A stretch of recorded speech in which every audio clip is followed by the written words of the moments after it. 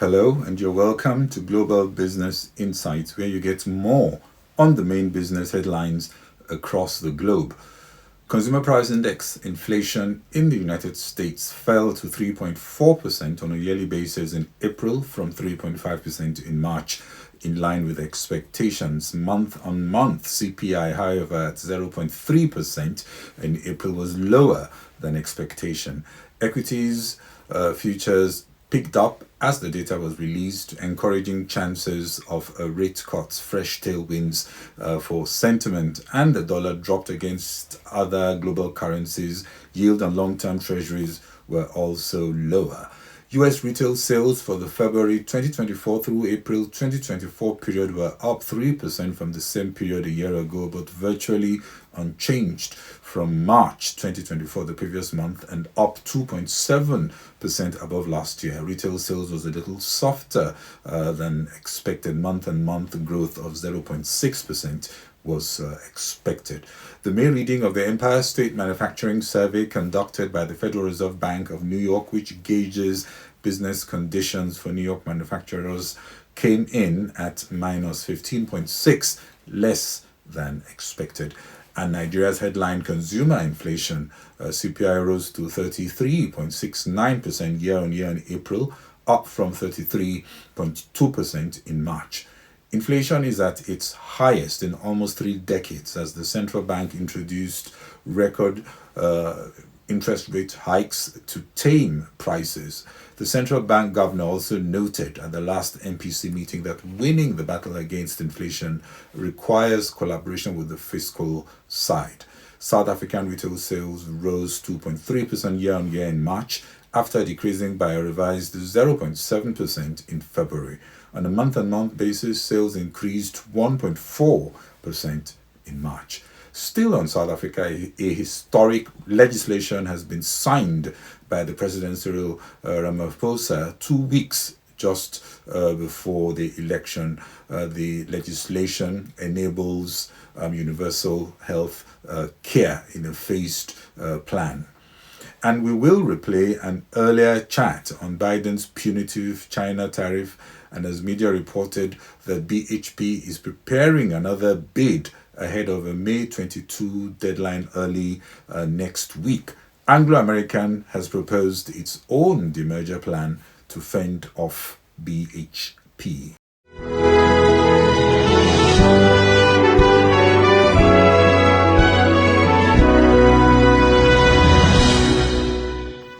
The S&P 500 and Nasdaq Composite opened a new all-time highs following the news that Consumer Price Index CPI declined to 3.4% on a yearly basis in April from 3.5% in March. This reading came in line with market expectations of 3.4%. Month-on-month Consumer Price Index, however, rose 0.3 in April, less than was expected.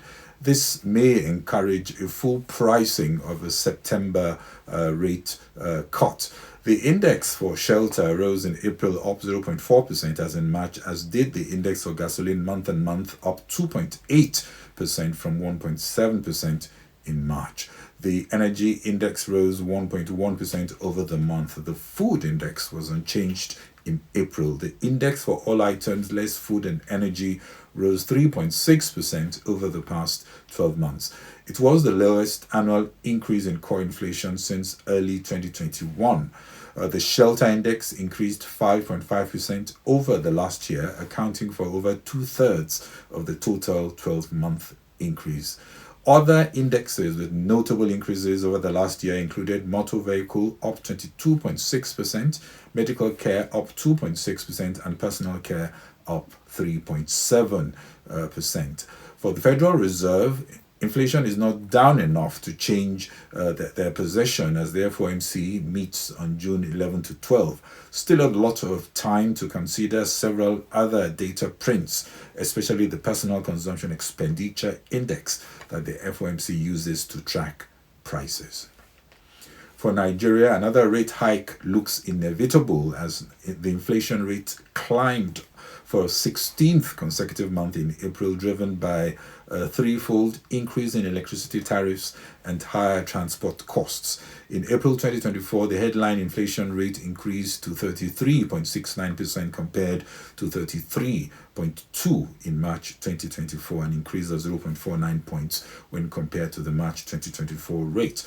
The print was less than expected. Leading analyst Financial Derivatives Limited in Nigeria forecasted the April print will increase 34.25% from 33.2%. On a monthly basis, CPI rose by 2.29 in April, easing from a 3.02% surge that we saw in the previous month. We expect the kickoff of implementation of a higher minimum wage will also add further pressures on the naira. And like we said, as costs for producers are already high, it was a relief when the news came in that President Tinubu has instructed the Central Bank of Nigeria to suspend the implementation of 0.5% cybersecurity levy on electronic transactions following widespread criticism. High inflation in Nigeria remains the most significant factor holding back economic growth as the government pushes its reform agenda to emerge as a $1 trillion economy by 2030.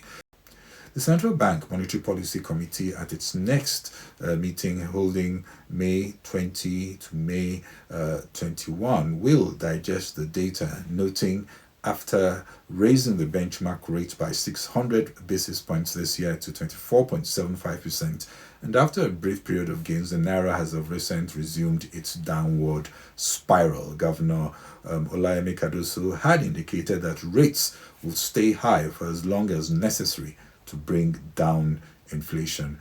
The MPC will, however, note the reduced month-on-month inflation rate as an indication that future hikes need not be as aggressive to allow previous hikes to fully take effect. BHP is preparing another bid ahead of a May 22 deadline early next week. Anglo American has proposed its own demerger plan to fend off BHP. Anglo investors have to choose on who has a better chance of restructuring Anglo American's struggling portfolio, BHP or Anglo American. This is as Anglo hastily packages a demerger proposal apparently to fend off a £34 billion takeover approach from rival BHP. UK-listed mining group Anglo says it will break itself up by selling or demerging its De Beers diamond business, its South Africa-based Anglo American Platinum Corporation, as well as its coking coal assets. These are the less profitable arms. Diamond prices have slumped. Russian sanctions have hurt the trade, and the emergence of lab-grown diamonds have eaten into key traditional markets. De Beers have made just $72 million in core profits last year, down from about $1.4 billion a year earlier. Still, Anglo CEO Duncan Wambler said the market is expected to recover and the company shouldn't be selling the business at the bottom of the market. Anglo wants to focus better on its copper, iron ore, and crop nutrients businesses. BHP, the world's biggest miner, also wants Anglo's copper business, which is expected to boom as the world decarbonizes. My rough take is that a surgical restructuring is always easier done by an outsider, and BHP has a better chance of cutting off the fat than Anglo American for obvious reasons. But there are other reasons why Anglo's plans may be preferred, especially as the South African government is said not to be keen on the BHP takeover. Definitely a space we will be watching. China has promised an appropriate response to tariffs hitting Chinese EVs slammed by Biden, but has not given any details on what that response could be. It does look like a battle for who can look tougher on China, Biden or Trump. US President Joe Biden ramped up tariffs on Chinese-made electric cars, solar panels, steel, and other goods.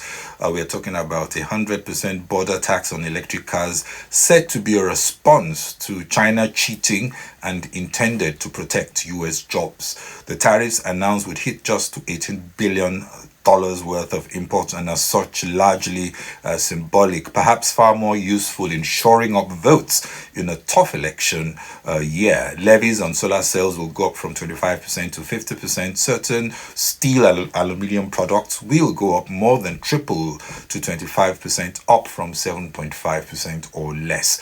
The move, however, could rattle Beijing's dominance in monetizing opportunities from an energy transition as the US plays catch up and Europe decides how to de-risk. The changes are staggered to take effect from 2024 to 2026. In a research note, Oxford Economics agrees the moves are more symbolic bark than bite. Great political optics, which lifts inflation by a negligible 0.01 percentage points, according to Oxford Economics. Others disagree, especially if other European countries follow suit to avoid goods meant for the US dumped at their shores.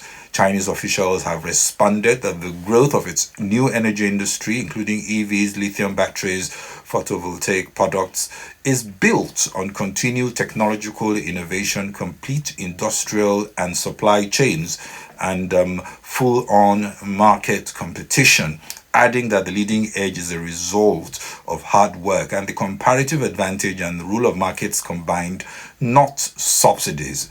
But there are potential implications to this new feud, whether this helps Biden to return back to the White House or not. The new chapter of deglobalization is largely negative for business, especially if the European nations take similar actions. Higher costs of EVs, especially, and more expensive clean energy transition will weigh on global GDP growth. There are potential inflation implications depending on the economics and ramp up of local production in the US and if we do get retaliation from China. Protectionism reduces incentive for productivity and hurts innovation, so this is unlikely to enhance US competitiveness. Leaders from the Group of 7 developed economies will be plotting on how to protect their industries at a summit scheduled for next month. Emerging and developing economies are left with no choice but to introduce higher tariffs above cautiously predetermined quota of Chinese imports, and we could also see, albeit subtle, moves by China to make it more difficult for US companies like Tesla and Apple as it opens the door to friends in Russia, Africa, Middle East, and Latin America. The world is increasingly split into two corridors, and a reglobalization along these lines has its implications. The boost to nationalist populism across the globe typically leads to economic misdirection and inefficiencies. So we'll see how this develops, especially the reaction of European allies. And just 2 weeks before May 29 elections in South Africa, President Cyril Ramaphosa signed off on enabling legislation for universal health care, stirring a lot of controversy. The program is meant to be phased in over several years, and critics accuse the president of trying to win over voters with false promises. That's the Johannesburg Stock Exchange all-share index up 0.93%. Nigerian all-share index down, also closed down 0.09%. And looking at European markets, FTSE 100 is up 0.21%, CAC 40 up 0.17%, the DAX also up 0.85%. European markets moved higher on cooler than expected US inflation data. And looking at US markets, just like we said, higher on the less than expected inflation read, which is a tailwind for equities. Nasdaq up 0.97%, Dow 30 up 0.58%, S&P 500 up 0.82%. This is Bode Oshosami. Please share, kindly follow on Facebook and LinkedIn, subscribe on YouTube and X. Well, that's it from me on Global Business Insights. Thank you very much for watching and following. Bye-bye.